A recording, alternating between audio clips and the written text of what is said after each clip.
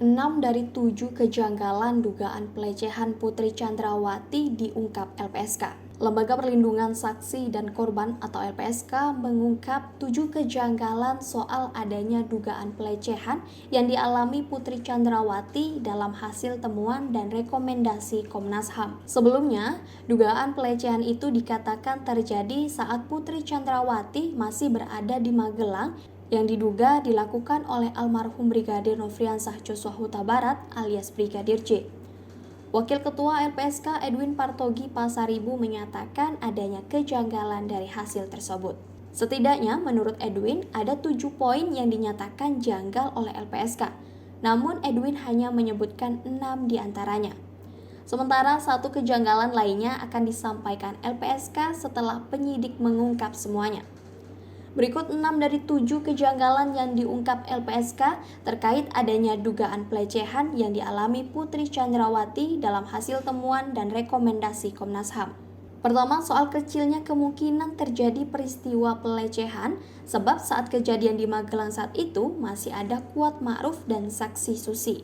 Kan waktu peristiwa itu yang diduga ada perbuatan asusila itu kan masih ada Kuat Ma'ruf dan Susi.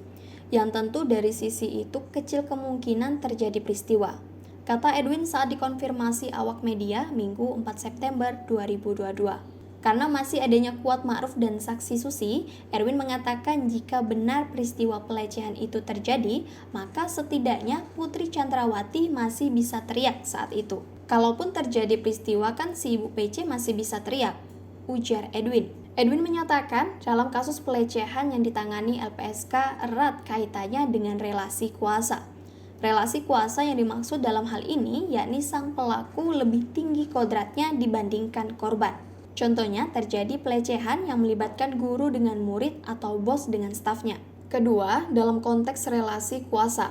Relasi kuasa tidak terpenuhi karena J adalah anak buah dari FS.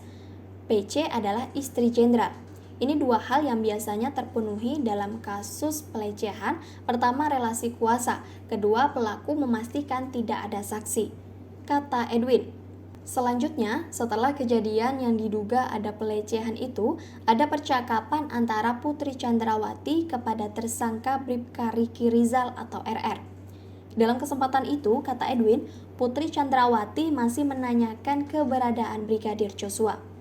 Edwin menilai kondisi itu semestinya tidak terjadi, di mana ada seorang diduga korban yang menanyakan keberadaan pelaku.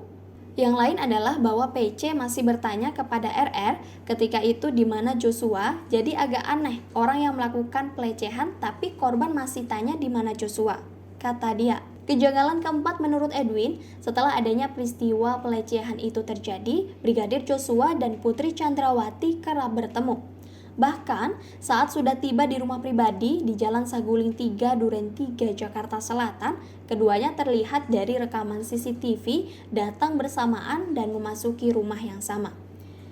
Karena adanya pertemuan antara Putri Chandrawati dengan seorang pelaku, LPSK menilai kondisi itu janggal. Kemudian Joshua dihadapkan ke Ibu PC hari itu di tanggal 7 di Magelang itu di kamar dan itu kan juga aneh. Seorang korban mau bertemu dengan pelaku pelecehan, apalagi misalnya ruda paksa, ucap dia.